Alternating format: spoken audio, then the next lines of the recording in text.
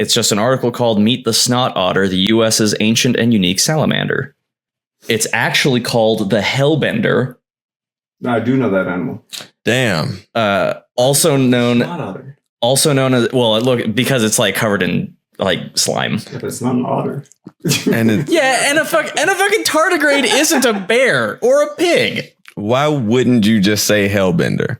I don't know. That's the other one. I guess it's called is lasagna lizard because it has these frills on its side that look like lasagna. Makes sense. It's not a lizard, but I could see how we make the jump there. Is it that really fast? An otter is a mammal. That's in the mud. I'm sure it's quite fast. That's what it looks like. It's very cute. It looks like a child's drawing. Yeah. But also, like, why would you call it anything other than a hellbender? Yes, a fire. That's like an absurdly good name. Yeah. Anyway, The Fifth Element. Hell. Welcome to the downstairs. We are here. We are here. Welcome. Yeah. So we are in the downstairs. I think I'm just gonna perpetually feel like I forgot something every episode of this And podcast, ladies and but I think I got gentlemen, everything. we're talking about the goddamn hellbender. And I don't know if you heard all we're that. leading with the hellbender. Hey, Let's listen. go. well, unfortunately, I'm already done talking about the hellbender. Okay, that was the hellbender. On to the next thing. Yeah, no, okay. So I was approached by a couple of people from KUER, which is the kind of local NPR like outlet for Utah. Okay. And they had a question for me. They posed like a little bit of a game almost. So I'm going to present to you what they gave to me on a piece of paper, and I've sent this. I texted the link to you guys. Don't look at it too closely because it'll kind of like spoil the structure. But I will read this out to you right now. So they handed me this piece of paper and then asked me. They said, "Read this. Tell me what you think this is. Tell me what you think this is about." Constitutional Amendment D. Should the Utah Constitution be changed to strengthen the initiative process by prohibiting foreign influence on ballot initiatives and referendums, clarifying the voters' and legislative bodies' ability to amend laws? If approved, state law would also be changed to allow Utah citizens 50% more time to gather signatures for a statewide referendum, establish requirements for the legislature to follow the intent of a ballot initiative. So that's a lot of words. Go ahead and like look for it if you want. It's a section about in the middle of the article that's like italicized, so it's not hard to track down. But what do you think that is about? It seems like somebody's mad because the Utah Congress is not following their own like laws, essentially. Sounds like this is like a not punishment, but like a attempt to curtail the fact that some of Utah's congressmen are probably being lobbied to like act against Utah's interest and to like further their own self-interest. But that's my guess. You have a guess, DJ? I mean, I feel like that's what it's saying. I mean, I agree with that. Absolutely. I mean, what is it really about? Why is it about abortion? But I tell you this, I would be like, hey, excuse me, gentlemen, can you get the fuck out of here? I do not want to talk to y'all right now about this. Anyway, where were you going? Okay. It's about abortion, isn't it? Not quite, although it definitely can be. So this is a broadly applicable amendment concerning how initiatives, so these are things that like are like passed around to citizens to gather signatures, are treated basically during the collection process and then after collection has completed. The issue, let me see if I can find the okay, I'll read this paragraph right here. The question, Amendment D, would amend the Utah Constitution to allow lawmakers to change citizen-led ballot measures after they have passed. It would also give citizen initiative efforts more time to gather signatures and bar foreign influence on ballot measures. So essentially what this amendment would allow is that after like one of these initiatives has reached the desk of a lawmaker, they can change it to make it say something else and have all of those signatures like still apply their weight to the initiative. It's kind of like if you imagine the opposite of the democracy. That's crazy. Let's see. So you were accosted, or were you approached by these people asking you, do you understand what this means? Yes, essentially? that was the intent. Like, and that's like what all of the articles that are about this amendment right now are focusing mostly on. That the language used is so absurdly nebulous, like purposefully nebulous that you do not understand what it is about. Because I don't know about you guys, but like, no, I would never have guessed, especially the idea of if approved, state law would also be changed to the second bullet point, establish requirements for the legislature to follow the intent of a ballot initiative, which is to say no restrictions or like restrictions that would not prevent somebody from making an initiative now mean exactly the opposite. Right. Which is basically like what has already happened. Let me see if I can find the specific one. I also think they like threw us off really effectively by leading with people will have more time to gather signatures for their initiatives. So like it makes you feel like it's supposed to be like pro people gathering signatures for initiatives, but really they just want more initiatives so they can change more of them. So they can change them. Yeah. Like they just want more Play-Doh to shape into whatever the fuck they want to do. Yeah. So this is there were two examples that the ladies who were talking to me gave me when they were like trying to give me the context to understand what the fuck I was talking about, because it turns out if you just hand that shit to me and like obviously the language did its job, right? But like I had such a hard time understanding what any of it was about or even to opine, partially because it was written in such a way that it just slides off of your brain. It doesn't mean anything. And that's what I would have said. Hey, come back. I didn't know what y'all was saying. Come back. Well, no, like they actually took quite a bit of time, like after they kind of like got me to say what I thought this was about, to explain what it was about and why they're like kind of doing a story on it. Right. Okay. So let's see. In 2018, voters approved a ballot measure that created an independent commission to draw legislative districts every decade. Right. So a redistricting policy that would involve a newly created independent commission every 10 years. Right. The commission would send its recommendation to the legislature, which could approve those maps or redraw them. The measure also barred drawing district lines to protect incumbents or favor a political party, a practice known as gerrymandering. Lawmakers removed that provision in 2020. So after this initiative was like signed and this ballot was approved, essentially, lawmakers went in and just removed the part that said, also, you can't do this to protect people who are already in power or favor a political party. They just snipped that part out. Of course. Obvious. The other one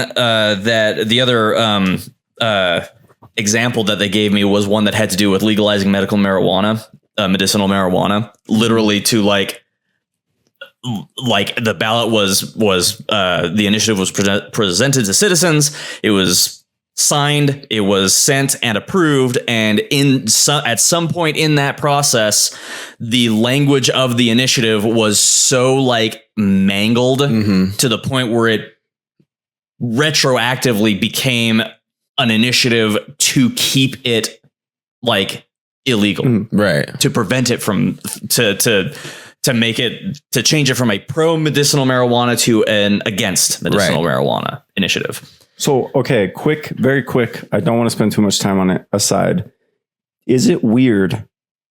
I think it's weird. I should assert that we call it like medical marijuana or medicinal marijuana when it's the same shit, because I kind of think we should normalize just marijuana. Like, I think we should like actually decriminalize the whole thing. Maybe I'm a little crazy for that, but I think everyone can agree that marijuana is not like shouldn't be taboo, right? So why don't we just start saying legalize marijuana? Period. I just think it's super political. That's a very and I think people are trying to make sure they get more. So like I get that board. I get that from the top down, but what I also think of is like, bro, there's a ton of shit where we're like from ground level, we're trying to like claim back words or like retrain our brains to like use different language.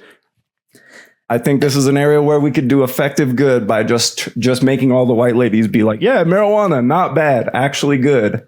I think this is just an example of kind of like tactical language. Yeah. Like you phrase it as medicinal marijuana so in order to make it argue against it less. Yeah. Less you just want to get high. It's you get the white ladies to say medicinal marijuana, and then like several years later, you get them to just say fucking weed, bro. Dude, we're almost at that. We're almost at that point though. A lot of old people are just like smoking the shit out of some weed. Yeah, they are. Because we're getting to the age where they smoked in the 70s when it was illegal, and they know it will help, so they just start smoking it again. I'm just saying, I'm glad we're there.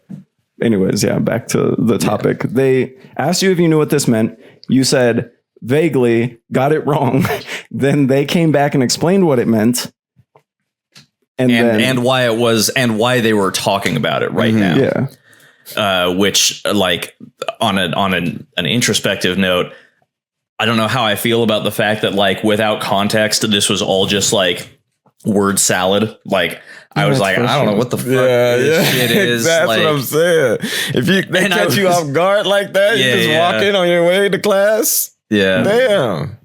But it's just fucked up, man. I think and like if you voted for that, then you would vote for lawmakers to be able to fuck with citizen-led initiatives after it's been submitted. No, hey, look, we live in America. What we need is a good lawmaker with a gun. Yeah. And what they should do is, listen, we're treading scary water talking like that. January 6th did happen. We need them to go in and change this initiative to be not what it is. And then take away the power from all the other ones. That's what we really need. We live in America. We don't solve problems at the root, okay? We solve them at the leaf. Yeah. After it falls to the ground because it was shot off by a kid with an AK. And now it's all brown and old. Yeah, that's what we do. We handle problems after that people are dead. That's the American way. Or we don't. But I have a story that is indicative of America's larger problems. I think I can maybe segue this. So like, no, I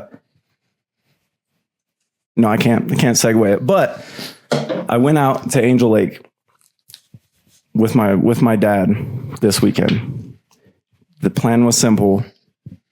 We drive out from here to my dad's house, about 2 hours, pick him up, pick the dog up, go out to the lake. The lake's about an hour and 10 minutes away from his house. It's about the size of like the lake that is in Liberty Park. Okay. In reality. But in Nevada, especially like naturally occurring, that's like an oasis. It's fucking gorgeous. Like I don't like nature that much in Nevada because it's all brown and dirt. This is the exception. So it's like a subalpine dwarf aspen forest, which makes it like super rare. You know how like we have aspens up here, they get like super tall. It's all one colony. There's a aspen colony up there that looks like fucking bushes, and it's cool as shit when you've lived here and you're used to seeing them. So I was very excited to go back. The nerd in me was like, I didn't appreciate this when I was 12, went to go back. So the whole way, of course, like my dad is not being difficult intentionally, but it's difficult to deal with him because he has dementia. So you're reminding him, hey, come on, like we got to go, like take your meds, let's go, and just that little bit of like, it's kind of like having a kid, but they're old. Yeah. So they're grumpy and stubborn. So you got to be very careful how you talk to them. So that stress is happening in the background. The dog all over the car, very excited to be going on a trip, happening in the background, very stressed. Go to the lake. Lake is like the craziest road. It's beautiful. These incredible, like harsh drop-offs, just like 100 feet down with no guardrail and no curb. Like the kind of road that I would love to motorcycle on, except very low road maintenance, super like bumpy, lumpy. But we do see some adventure bikes up at the top. I notice them when I get out because I'm like, Brett's here. So I notice them because obviously, like, if you ride a motorcycle, you notice every motorcycle. Yep. You just notice them all. So I notice these two over there. I think almost nothing of it other than they have shit just piled on their bikes. Like, their bikes are huge with just shit like strapped and ratchets and nets and fucking just all over these bikes. We go, Tina makes a sandwich. The dog's right here. There's a big ass fucking German Shepherd over there. So this is not a situation I want to see. Right. I'm like just keeping him in the back. He's on a leash. Their dog's not, of course. Their dog's never on a fucking leash. Tina's making sandwiches for the three of us. I'm extremely excited. These sandwiches are delicious. They're like my go-to hiking snack now. I'm still very stressed.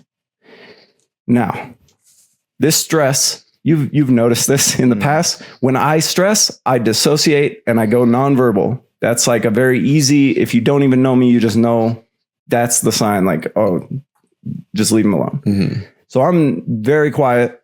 My dad is just a quiet person, very quiet. We make the sandwiches. We walk to the picnic table.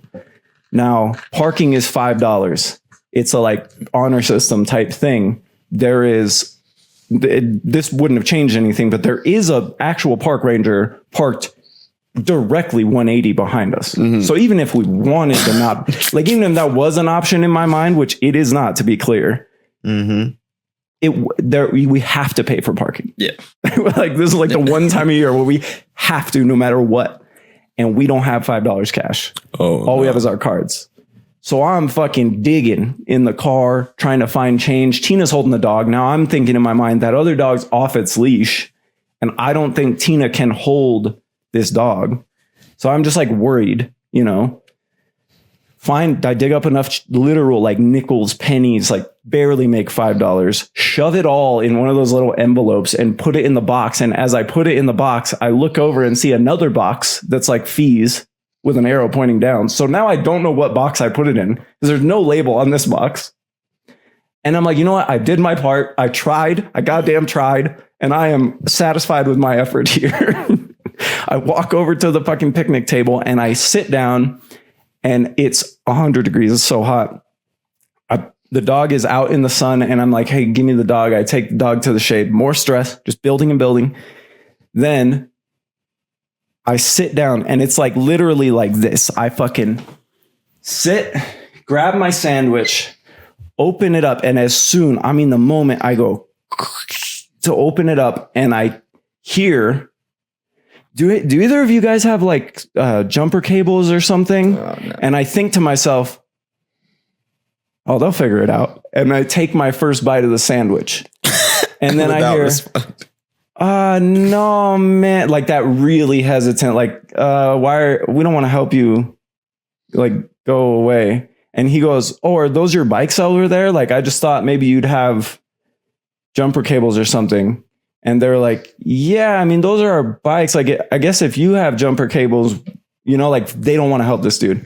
And I'm just like, fuck, I got to help this dude. I have no choice. We're at Angel Lake, bro. We're like 100 miles from civilization. We're literally like 12 miles from civilization, but it feels like we're up a fucking mountain. It feels like if I don't help this dude, no one's helping. 100 degrees, like that will kill someone. And I'm just like, equals 100 miles. The other thing is it's all downhill. So if it was you or me, we could coast the bike down. We'd be fine. So I know not only that I should help this guy, but that my help, like, I can help this guy. Even if I can't fix his bike, I can be like, yo, coast it down to Wells. You know, like, I know I can help this guy for sure, dude. So I get up, I take my sandwich. I'm not eating this. I waited it's been hours. I'm so hungry, so fucking hungry. And I'm like, I'm going to go help this guy. Tina's like, Cause like we're out in the middle of nowhere. Right. So I'm like, I gotta help this guy. And as I walk up, I realize they don't want to. The adventure bike bros do not want to help this guy. He's saying his bike won't start. Battery's dead. He just needs a jump. I'm like, hey man, like, I got you. I got jumper cables in the car, but have you tried push starting it? He's like, what's that? I don't know how to do that. I was like, don't worry, man. Like, trust me, I can help you. We'll get your bike started one way or another. Don't care what bike it is. Don't care why it's not starting. One way or another, you will get off this mountain. I got you. Tape and hammer, promise. You know? So I first of all, first thing he says, the other two immediately nope. Just directly leave. They don't even say anything. They turn 180 and walk away. And at this point is when I actually look at the guy very clearly on drugs, which is obviously why they don't want to help him. I don't give a fuck. I'm going to help him. But it's okay. So I start going through the checklist. Again, like I'm not being nice. I feel bad because I'm being very short with the dude, but like I'm stressed. I got my own problems I'm dealing with here. So the first thing he says to me is, man, I love your hair. It's like some Beowulf shit. And he like pats me on the back. And I immediately was like, hey man, don't touch me. That's all I say. And he's like, oh man, like I'm sorry, man. Like I know people are like really jumpy these days. And I was like, huh. That's all I say. And he just starts fucking going, bro. He's like, man, the other day, dude, people are so fucking jumpy, dude. I was just like walking, dude. I was just fucking like walking, dude. And I was fucking like walking in there and I saw this bike, dude. And all of a sudden, like this wire just like whips up and he's like talking like, and I'm like, bro, chill. It's all good, bro. And I was like, so what brings you up here? Cause initially I'm like, ain't no drugs up here. What are you doing up here? You know, like I'm not even judging you. I'm just saying, you're not going to find anything you want up here. Maybe you're trying to get away from something. Come up here and then get high. So I'm just curious. Like, I'm not even judging this motherfucker, but he's like, man, I just, sometimes you got to get away. And that's a red flag. It just is a red flag, like from a warrant, bro. Like, what the fuck, but I'm chilling. I'm fine. And I've already sized this dude up. And he's about my size, but I think he can't get the jump on me. I got this. Yeah. So I'm fine. So I'm just like, yeah, man, sometimes life's like that. And he's like, man, I'm just so tired of always fucking asking for help. I'm so tired of just always needing help, man. And you ask people and they won't help you. And I was like, listen, man, I get it. He goes, is that just all life is? And I felt like a fucking manga novel. Oh my God, wait. I go, listen, man, yeah, sometimes that's all life is. And it'll be like that for the next 10 years. And there's nothing you can do about it. All you got to do is remember this shit is like a chapter in your book. And all you got to make sure is by the time the book's done, if you take some in this chapter and you give some in the next chapter, that your balance is paid. You just have to pay your balance. Make yourself useful when you can, and don't be afraid to ask for help when you need it. And he goes, man, that's fucking deep, dude. And I'm like, yeah, so which way's your bike, bro? I fucking walk with him to his bike. It is an old Indian bagger. So it is huge. Like gigantic, bro. And this dude is like not a small dude, but I'm like, if you don't have experience riding, I'm questioning if we're going to be able to push start this thing without knocking it over, just two of us. So I'm like, all right, fine. We got this. He's like, so what's that push start thing? Like, how's this work? So I tell him, okay, you're going to sit on the bike and I'm going to be pushing behind you, running. And when I tell you, you're going to drop the clutch. And at this point, I'm about like halfway done with my sandwich, but I need to push the bike. So I'm like, hey man, dilemma. You want the rest of this? I'm going to throw it away if you don't want it. He's like, oh yeah, takes it, fucking scorfs it down instantly. I'm like, good. I'm glad it went somewhere. I am fucking starving, but you're clearly more starving. He tells me he got this bike on the walk over. He actually told me he got this bike from some guy. He traded. He was like staying with them, and the guy wanted to get rid of the bike. So I'm starting to wonder if this bike's stolen. But he has a key, and when he sits on it, it seems like he's comfortable with it. And then I noticed there's like stickers all over the tank that are like hippie ass stickers. And there's a can of bear spray in the saddlebag when he opens up the saddlebag to grab his key. So I'm like, yeah, this is his bike. For sure his bike. I don't know how he got it, but everything seems on the up and up. I'm going to help you take this bike out of here. I look over as he's eating the sandwich, and he just has a straight up Bunsen burner with some spoons sitting right there.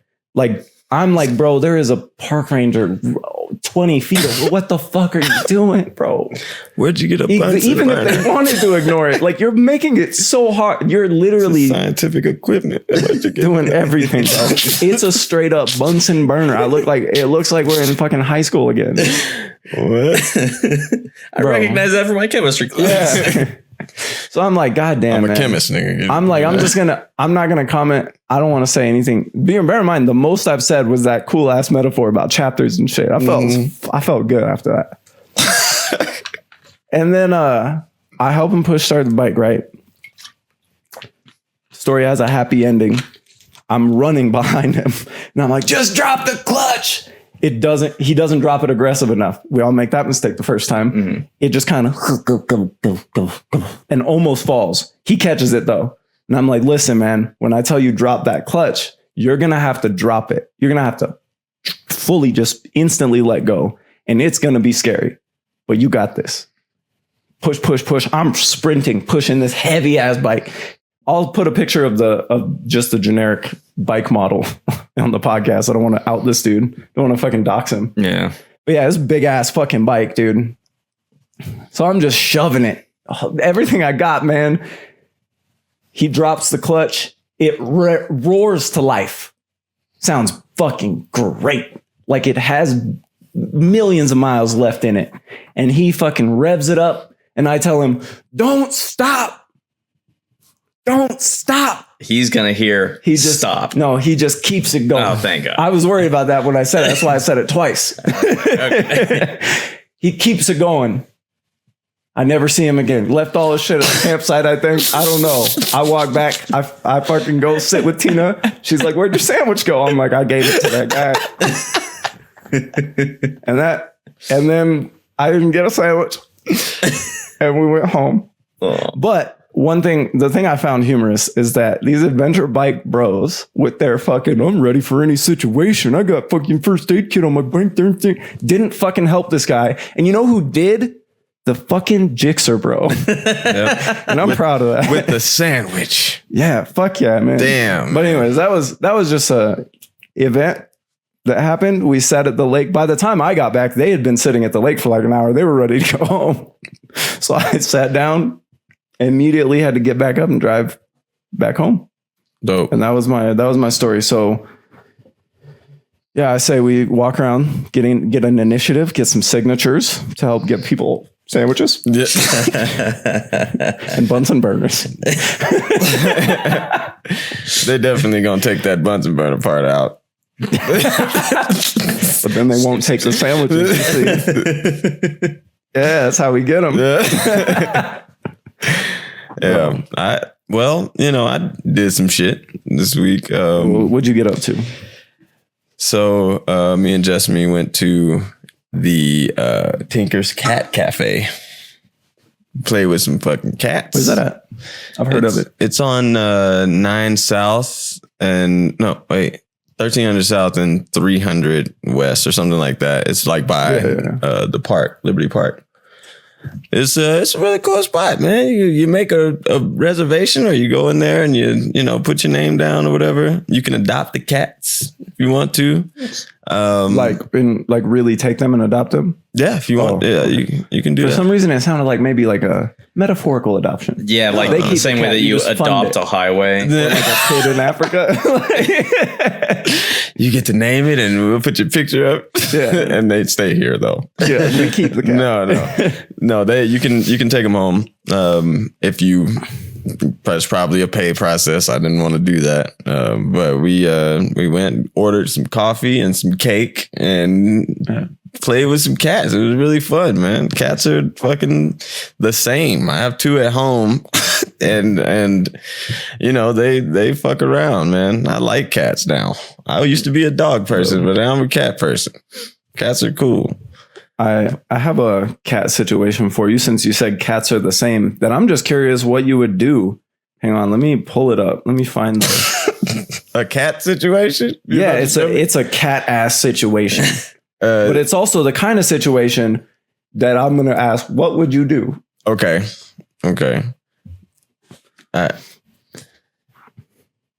Oh my God. The video podcast will have a video on the screen. If you're listening, please look at the video. Okay. Well. What do you do? Because a cat is just a cat. Yeah. But that's not a cat that I would necessarily want to try to shoo away. What do you do? Fuck I think you throw something. You got to throw something. I think that if you're hot, he's hot. Yeah. Let him have the shade. I don't mind him being in the shade. How do I get to my car? Listen. It's his car now. Yes. you have to make sacrifices. If you throw something at a regular house cat, they'll run away. No, I wasn't saying throwing at him. Throw it in the bushes so he chases it over there, in that direction over there. No. And then you sneak behind him. most yeah, you're gonna you activate his hunting instincts and then sneak up behind him. You see? Logically. Literally the hardest stealth game anybody has ever devised. I think you gotta There is throw. no person on earth, bro. You have to be like 30 or 40 feet away. Dude, have you ever tried to actually sneak up on a regular house cat that's awake? Yes. It's really hard. Very hard. Very hard. Doable. Only because they're so small. Oh, you think? And you can hide behind shit because they can't just look over a couch. And they're like acclimatized to your presence. Yeah. That's true. They live in a house where the sound of footsteps is a common occurrence, not just food. If you could just get to that passenger door. That mountain lion's first thought is going to be, oh, a rustle. I wonder if it's a tasty morsel like a rabbit. Like a rabbit or maybe a deer. Maybe I'll get lucky and get a deer. Oh my God, what the fuck is that monkey doing here? And then I must kill it. And then he murders it. Just out of like, what the fuck, bro? You are sneaking up behind me. This is my house. Bro, I don't know what I do in that situation, but cats are gonna cat. Cats are gonna cat. That's the thing. There was these cats are crazy in this place. Some of them been there since it started, and like they're on the verge of getting adopted by someone who works there. That's what they do when the cats have been there a long time. Sorry. I thought of the correct but not nearly as entertaining situation. That looks like a car that has a key fob. You just hit the alarm. You hit it. Boom. Panic button. Just hit the panic button. He runs away. I wonder. In the panic, you run directly at the passenger. I almost don't think it would work. I think because it's such a non-nature sound, the cat would be like, huh? More than it would be like, what the fuck? No, I think it would absolutely freak out. I don't think blaring alarm. It's so loud. Yeah, and he's under the car. Entirely just because it's so loud. I see. Turtle doesn't. Like, I could set off a car alarm in this house right now. She would not react to that at all. But if I try to sneak up behind her, she freaks the fuck out. Mm-hmm. So that's why I think that kind of sound, it's going to be more curiosity. She's safe in a home, you see. That mountain lion is safe and at home. He is lounging, bro. That motherfucker had his nuts on the steering wheel. Is there anything that a mountain lion would...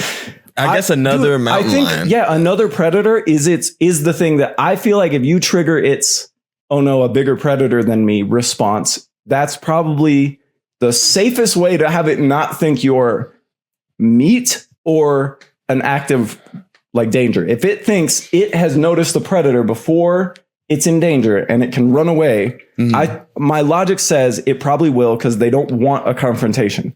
So if you give them an easy out, and you make a ton of noise, maybe the car alarm in conjunction with making yourself all big and scary from 100 feet away, maybe you're safe. My question is, why don't you just walk home? You're already hiking. That was the wilderness. Yeah. You're hiking though. You are prepared to walk more. I guess so. Right? What if you're coming back from the hike and the water is also low? You're probably 100 miles. Nah. This is Utah, bro. We got mountains like 5 miles. You could have that happen like 5 miles that way. Walk home. That's my final. If it was 5 miles that way, yeah. Walk home. Yeah, I'll walk home. Most places in Utah are really close, but I guess other places in the country, they're more remote. So maybe walk home is still the answer, but maybe a little more difficult. I don't know, man. But I say that is the mountain lion's car. You're gonna pull up on some bitch. He just owns the car now. He's gonna be like, "Hey, get in." Nope. Still nope. Walk it home.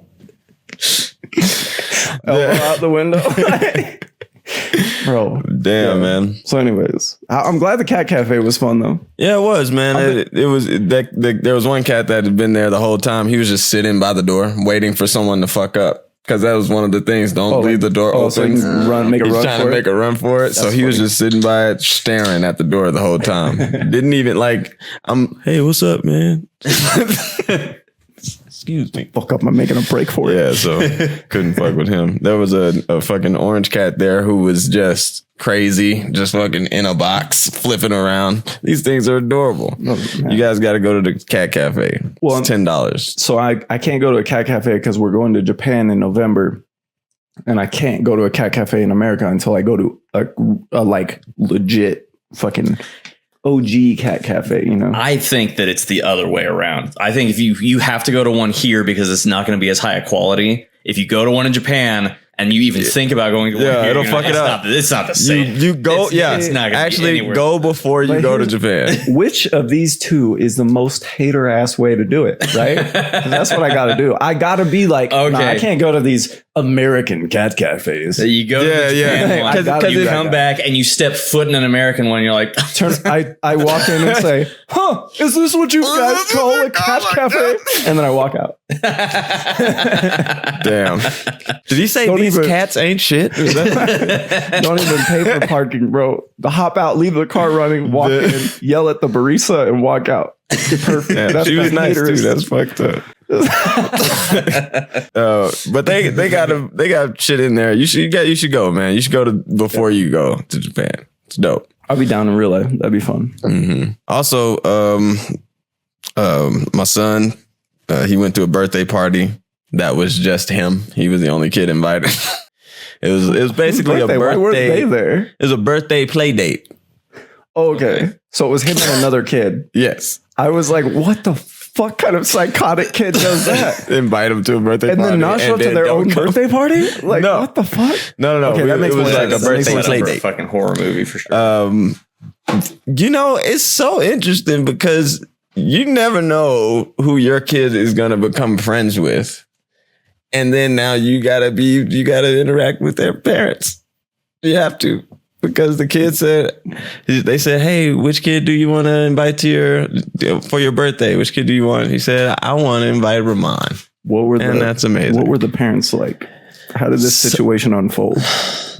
So they contacted us. Hold up, first, did you know you were going to be the only person? Way beforehand, yes. Okay, thank God. Because that would be also trash. That would be also trash. Situation.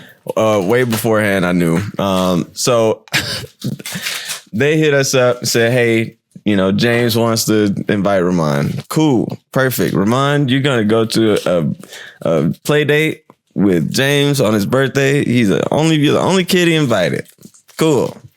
So now we're like, cool. Just Ramon has a friend, James, his new friend, and we get to go over and hang out with their parents. I know his parents from picking Ramon up from school and stuff. The mom is an older lady. She's has some medical issues. She uses a cane, and the dad is a ponytail beard, like short guy who. Wait, What kind of ponytail beard? Hey, Yeah. I'm definitely imagining like the like neck beard territory. I'm imagining like the camp counselor art teacher guy. Okay. Yeah. Smaller stature. He's smaller than me. I don't know why. Oh, what you? Bro, okay, very quick. They changed the design on this. Look, one of them has a heart. I don't know why. Just one of them? Just one of them. Don't take the heart one. That's mine. Oh.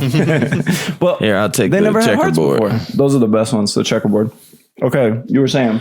But yeah, so we're invited to go over to this house. We decide we got to go get this kid a gift, So we asked him one day, "Hey, what do you want for your birthday?" He says, "RC car." Go get him a remote control dune buggy thing so he can ride it on the grass, And then we go over here. Now, the parents are actually pretty cool. Parents are cool. Now, here's the thing. They have this daughter, right? They have a daughter and also the son that was over there. The daughter is, she's older. I think she's like 12 or something like that. Just very much like right in our conversation the whole time, interrupting everybody in the living room at the same. Like, it was really hard to have a conversation in the first place because I'm already like, I don't really know these people. I'm sitting in your living room. It's kind of cramped in here. You know what I mean? And then everything I was saying was getting interrupted by this little girl. And I was like, okay, I'm starting to get overwhelmed because now they're having a conversation, Jess and the mom. We're having a conversation. Turns out this guy he's into D&D. We're talking about shit. And we're having a conversation, but I'm just trying to hear him. And my son and the little boy is just playing. They're having their play date. They're having fun. And now I'm just in this fucking chaos conversation situation right now. And, the thing is, man, when you are meeting parents and meeting these other people, like you don't know which ones are going to be the ones that you want to hang out with. And you don't get to choose. Your kid chooses because they pick their friends. And I was like, okay, my kid wants to hang out with you. And we have a conversation and we're like, yeah, you gotta make sure you whoop them every time they do. And you're like, I don't believe that. I don't ever want my child to stay here overnight or anything. So yeah, but luckily, by the luck of the draw, there's some cool people. I would probably, let Ramon go over there for a little bit. Again, I don't probably want to be there while he's there. How'd the kid like the RC car? He loved it. He immediately they started playing with toys and Hot Wheels and shit. He took the car out of everything and just started driving it over everything. And it was big. It was a big dune buggy ass RC car. He loved that thing. So yeah, we did that. They had cake, mint chocolate chip cake and ice cream. I didn't eat it because I don't like mint chocolate chip. Mint chocolate chip cake. And mint chocolate chip ice cream? Mint chocolate chip ice cream on chocolate cake. Okay. Because it was an ice cream cake. So much more sense. Infinitely more sense.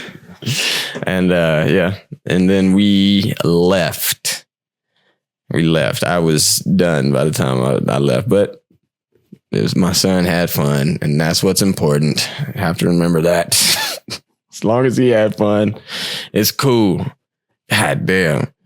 These play dates are gonna kill me, man. That's the worst part of it all. Like he's gotta play with the other kids. He has to. Yeah. Why don't you establish a home field advantage and start inviting other parents over to your house to assert dominance? Quite frankly, I don't like motherfuckers in my house. You got to be the alpha parent. I was just thinking that. Yeah, but you got to be the alpha parent. But then they have to be at your house. Yeah, they don't want to be in your house. Now I gotta clean up and shit. Yeah. Frantically. It's the only way I do it. But no, it was. I don't like going in people's houses all the time. I feel like this is just like a kind of self-created problem because you happen to be friends with a bunch of people who have like ideological beliefs that will not allow us to have children. Yeah. If we all just had kids, this would be so easy. It would be easy. We could fucking get them together. I'd rather fillet a gun barrel. I hope I don't have any. You hope? We'll find out. All right. Like eventually I will be able to say within a degree of certainty that I haven't found any yet. You haven't found any children. And that's all I ask. I don't know. I don't know what I'm going to do. Like, no, I haven't met any parent friends that I like. Like that. People who have children aren't cool. It's true. It's true. Like I could but if I come over here, I have to let you know my kid's coming. Like you don't have better. A kid. Now that we have this scenario, it's getting better than it was. Mm-hmm. Yeah, but it's still a dangerous place until that kid's like 12, 13. I kind of don't think he should be, just for like a health and safety standpoint, I don't think he should be around some of the tools I have. You should have a hard hat. It's the kind of thing where if you looked away and you cut off a finger, that would be... You did it when people were watching you. Yeah. And you're a grown-ass man, let alone a child left alone. No one was watching me. And no one, literally no... I wish somebody was watching me. Probably no one is... When you say, I just looked away for a moment, no one's going to be on your side. No. You know? No. So right now, unfortunately, it's not congruent. But one day, Yeah, maybe. But yeah, so he's been chilling this week, man. I was watching I don't know what story you have, but this is just real quick. I'm stuck kind of watching MasterChef. I like MasterChef. Man. I do. And they got a new season out. And the only thing that I care about on MasterChef is there's a guy on there who keeps fucking making it. And his name is Mert. And I hate the name Mert so bad. I've been rhyming with Mert all day. I want to make Mert shirts and have merch for Mert. So can you explain to me? Okay. I've tried to watch cooking shows because I don't really care about cooking, but I do like reality TV when there is like a strong artistic theme. So like I even like bad car building shows and shit like that, where it's like, I don't like the thing you're making, but I like that these are artists at least trying to be art. Mm-hmm. I have tried so hard to get into like cooking shows and I can't find a hook. What was the process for you? What got you to actually care about Mert? Like what? The shirt. It was Mert's shirt because he wears all just the rhyme. It really comes down to the rhyme. If Gordon Ramsay, I couldn't, there's nothing there. Gordon is a name. It's just someone's name. Mert is not a name. I don't know what that is. Gordon Ramsay was some sort of merchandise. I have watched previous seasons of MasterChef where there was no Mert.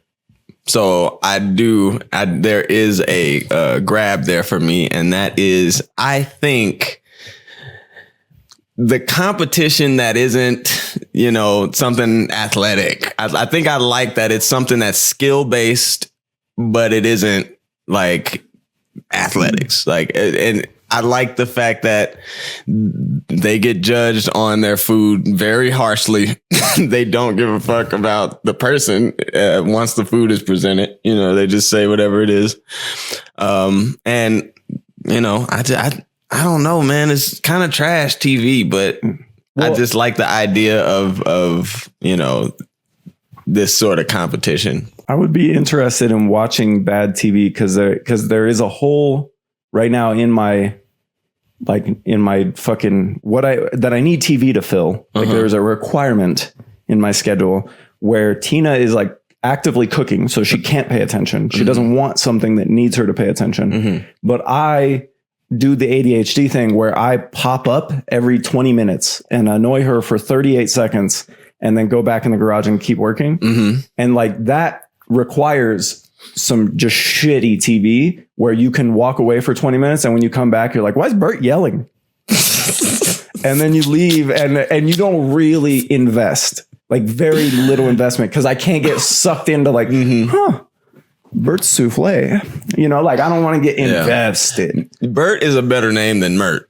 I know, but I was trying to think, you know, what would my Mert be? His name is Mert Bertman. But welcome to Mert Bertman's Lawyers and Attorneys. If you're hurt, then Mert Bert will help you. Call Mert Bert first if you get hurt.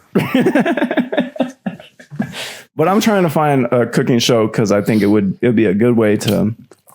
I like MasterChef. Together. He has this show called Top Level Chef where there's 3 kitchens. So that's all. You just watched it and you said, "Man, fucking Mert's a terrible name." It's and Mert. That was it. There was no like. I watched this show. That's so. And it was Mert. That I can't get in like that. Oh hey. Oh, I think I mentioned this. That fucking show you mentioned to me. Yeah. Yeah, I know that fucking guy.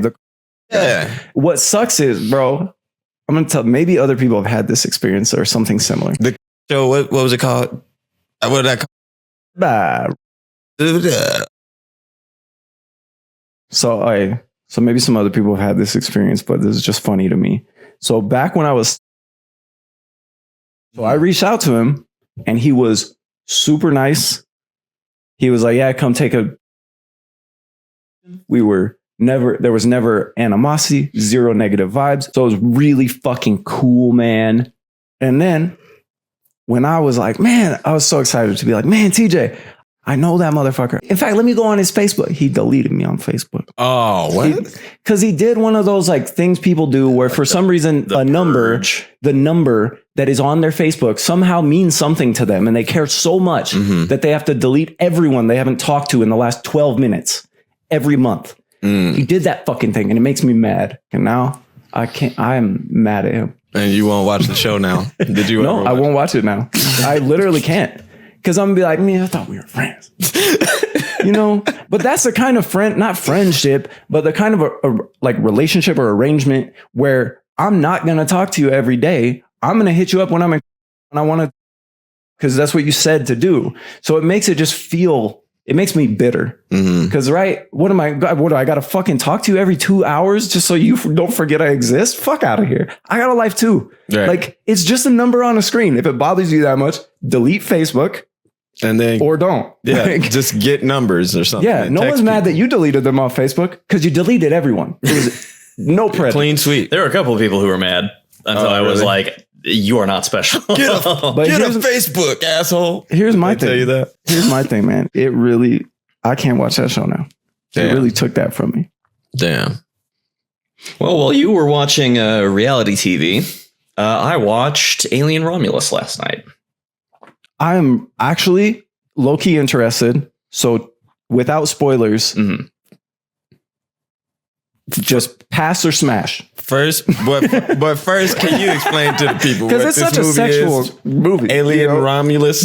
Is it new? But you don't want to. You don't want to be smashed. Exactly. So let's give the context of Alien Romulus. Yeah. So Alien Romulus is the newest sequel installment. Yeah, the newest installment. It is a sequel to Alien, the 1979 movie. Oh, really? Interesting. I didn't know that. It's not a direct sequel, but like chronologically, I think that one happens between Alien and Aliens. I think that's chronologically where this movie takes place. Like right off the jump, I love how they went back to the like retro futurism. I heard somebody refer to it as cassette futurism, which I like it. Yeah. I love that fucking vibe. A big part of why I didn't get into Prometheus or Alien Covenant was because they moved away from that vibe, and I thought that it's actually really critical to like the feel of the movie of these movies. It is about a group of young, basically a bunch of young people who are basically stuck in debt peonage to Wayland Yutani. Like they have like a workers contract, and they're trying to escape by getting up to this derelict space station, stealing cryopods from it, and using those pods to survive like the 9-year trip outside of Weyland-Yutani space. Little do they know, the derelict space station was a research facility where they had themselves a couple of them alien critters. Dang. So, okay, I'm going to make some assumptions based off the trailer that I saw that made me want to watch it. And I just need to know if they're correct. Did the movie follow through on the themes of Giger's whole thing with the perverseness of this metaphor he was trying to craft? Yes. There are a couple of things that make it feel as though the themes, like specifically those sexual themes, which were definitely present, but a lot more underlying in like the original Alien movie, were like cranked up to the point where they were impossible to ignore. For example, when after the chest burster escapes and like cocoons itself, I can't remember if it was actually kind of hard to tell because we saw it at the drive-in, which meant that the screen was really far away and like kind of hard to see at times. It was hard to tell whether or not the chest burster had like molted, or if we were looking at a chest burster that like was basically premature, both of which are possible given like the circumstance. But the like newly growing like adult alien was like forming in a cocoon that had I cannot express enough how it wasn't a vaginal opening. It was just a vagina on like a blob of fucking like chitin and goo. Okay. Well, that doesn't dash my hopes. I'm worried maybe they lost some of the subtleties, but at least they didn't forget the meaning and the point. I'd rather them beat me over the head with the point than abandon it entirely. So I will watch this movie this week. Now, my next question is, would you like to talk about it now or have another discussion next week? Because I'm going to have thoughts probably. Very, very probably. It's a horror movie, right? I watched the first Aliens and I said, fuck this shit. I ain't watching none of that shit. That's the right reaction. Listen, I have not been a scary movie watcher growing up. I was scarred a couple times in my early years, and I just now it just turned into, why not watch something that's going to make you feel good? Why you want to be scared of shit? I recommend that you go back and watch Aliens because it still has horror elements, but it pivots towards action. Okay. It is more of an action movie than it is a horror movie. See, like I can watch them now, like A Quiet Place. I watch, but is the consensus that Alien or Aliens is better? That is, does the group agree? This group, yeah. What is your opinion and what is the world's opinion? My opinion, I have no context. My opinion is that Aliens is better. Okay. Really? I think the general population would agree. But I also I think that critics and snobs would probably say Alien is the better movie. Okay. I am probably going to watch all three to make sure that when next week we have this conversation, I have opinions to share. What was a movie growing up for you guys that was kind of fucked up? Before we jump off of this, okay, yes, I do want to a really prominent character in Alien was the science officer who was played by Ian Holm. And easily the worst part of the movie is the CGI, like Ian Holm thing. Okay. That they decided to do. Yeah. And did they have to do it? No, I mean, like the answer is no. They don't have to do any of this shit, right? Like, but did it serve the story? I should say. It could have been served just as well. Like, I can see why they would want to do it. I can also see a lot of issues with doing that. Like both diegetically and extra diegetically. But I think it all just like falls flat in the face that it looks like trash. Some like the special effects in this movie are actually really good. I think they worked on me. They worked exceptionally well on me. Ian Holm, like digitally created Ian Holm, not one of them. Like bottom floor, not one of them. Like there's a scene in Alien, like after Ian Holm has been like revealed to be a robot, where like fucking they bash his head off, right? That's how they figure it out. They bash his head off. There's just like a fucking spurt of like fucking white liquid, and they're like, he's a goddamn robot, and then they have to like turn him back on after they decommission him. And then there's a scene where like you see like the prosthetic head on a table, and like the dude is trying to like prop it up so that he can speak to it.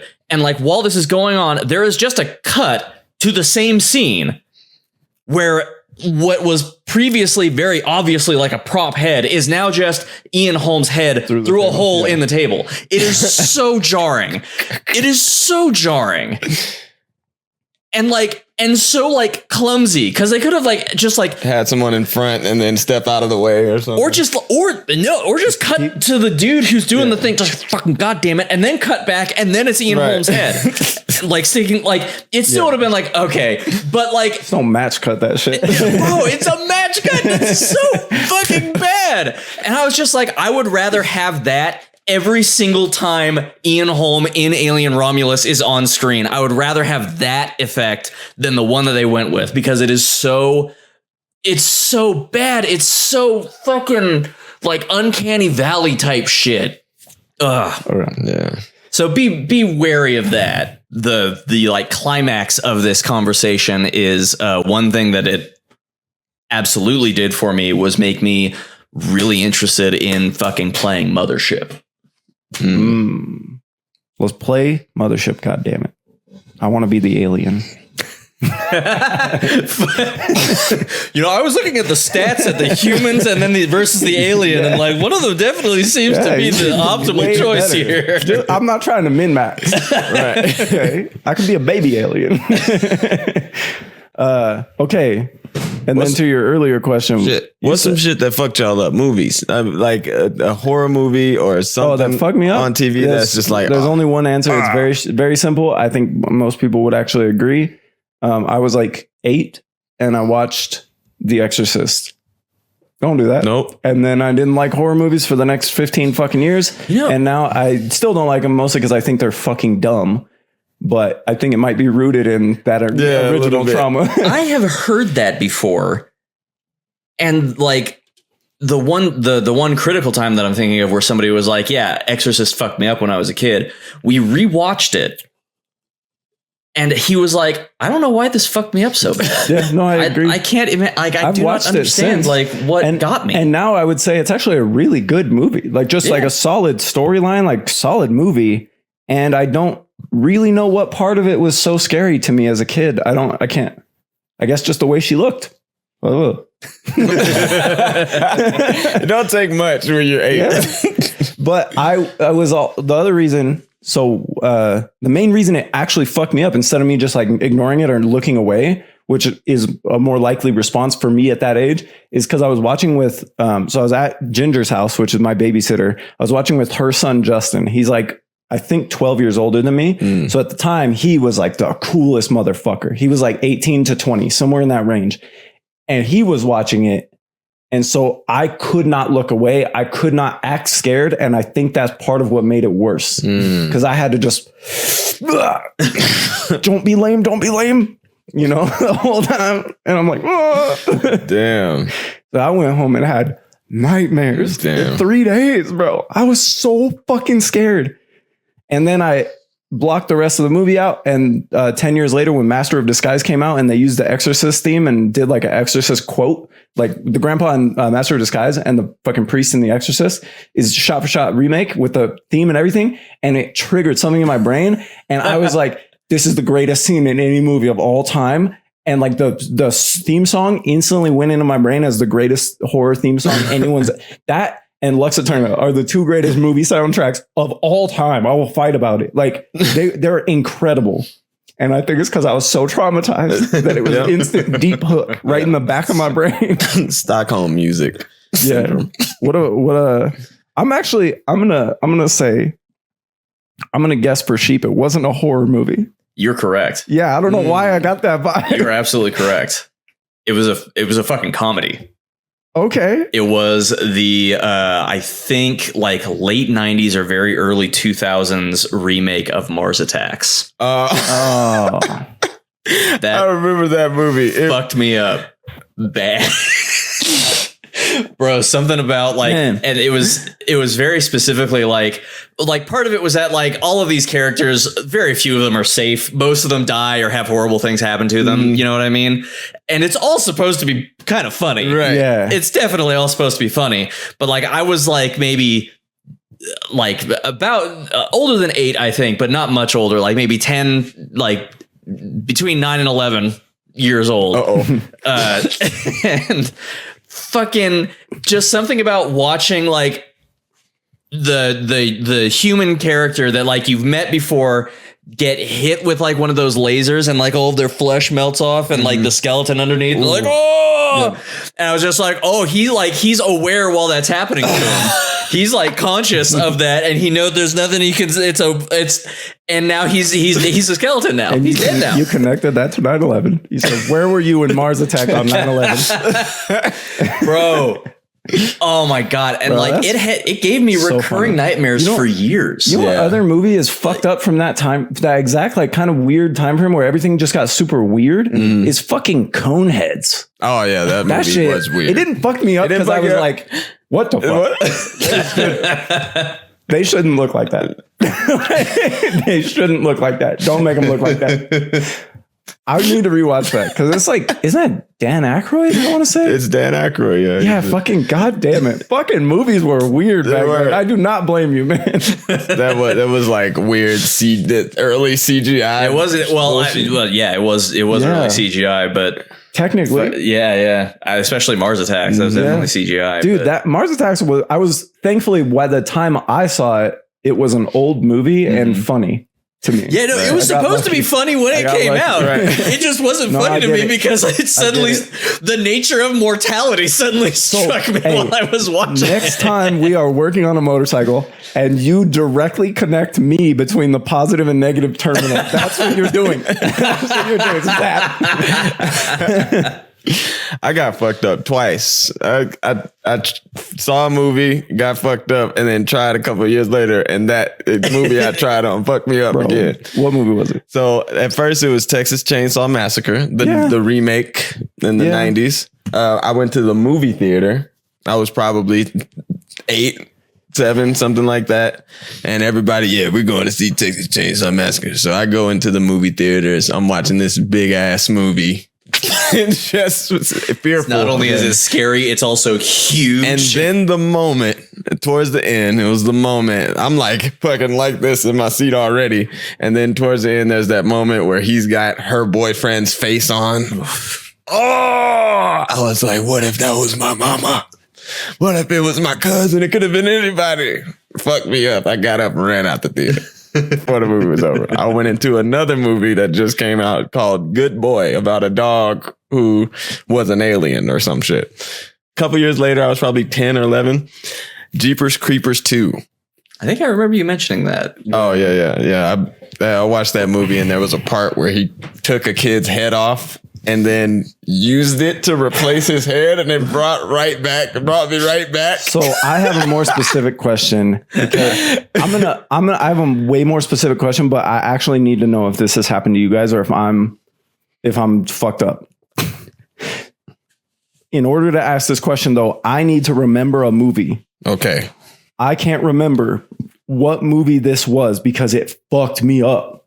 But it was a horror movie, and it had a guy, I want to say like a guy in face paint, like clown makeup. And it had... You're thinking of Spawn. No, I ride for Spawn, bro. Even when I was a kid, I saw Spawn and was like, shit. When you had that piece with the maggots on it. Oh, yeah. Hell yeah. But no, it's like a Texas Chainsaw Massacre type movie. It's, I think, the guy who directed it is like, no, Rob Zombie or something. I think it is Rob Zombie, actually, who directed it. And it's, oh my God, it was The Devil's Rejects. Bro, I wasn't joking either. Oh, yeah, okay. Yeah, that's fucked up. So here's the thing. This movie is absolutely fucked up. And it's the kind of fucked up that only really horror movies get to be, where they're fucked up on purpose. Like, they're kind of fucked up even if you're ready for fucked up. But I was like 12 or 13, and I read the back of the box on the DVD, unrated DVD. And on the back of the box, it said nudity, sexual content. I was like, I'm in. Let me see them titties. So I fucking watched it, or tried to. And I was like watching it in the way that you watch for titties, which is that every frame I am like in there looking. Where they at? And I swear I was not ready for the gore, the gruesomeness. And I think it fucked me up worse now that I think about it, because I was not ready. Damn. And I was like 13. So I thought I was like kind of done being fucked up. Scared? No, not me. I'm horny. Okay. Then both. Did you ever get to the titties? Yeah, titties are not great. It's not like when I found the VHS of striptease and I was like, wow. It's not like that. It was the opposite experience of that.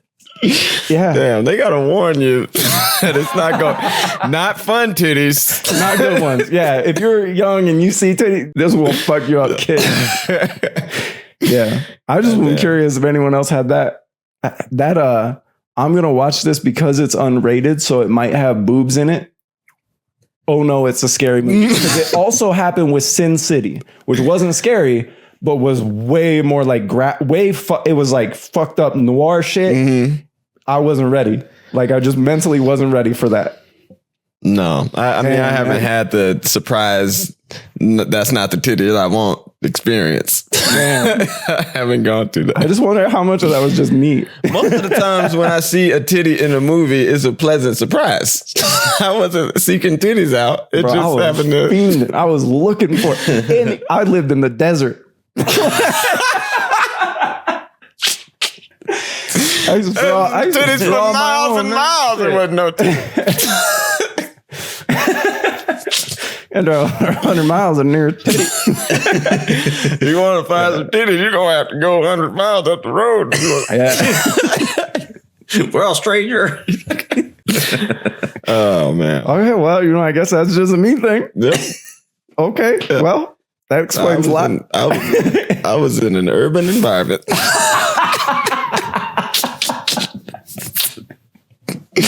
There was titties aplenty. Okay. Where did? Well, listen. I think, has that been an episode? I think so. I think so. I mean, All right. Well, thank you for listening to the Downstairs. Peace. We good for D&D? Welcome to the. We are here. Yeah. Yeah. I don't know how somebody could be late to their own house, but it's happened. And we are here. We're going to do this episode. That'll now. I mean, I got stuff to say. So do I. And talking is fun because when you talk, you get to say stuff. You know, it's like telepathy, you know, like I say words and it puts images and thoughts in your head. Exactly. You know what I'm saying? Exactly. I have something interesting about that, but You gotta shut your gotta fucking save it. mouth. Where the fuck did he go? this is going in the episode. He's gonna edit us in. Yeah, he's got to deal with this shit. I guess This is how you gonna start. fucking while we're waiting for him, I That's how you gonna just start it. found a fucking God damn it. a news story about the snot otter. You got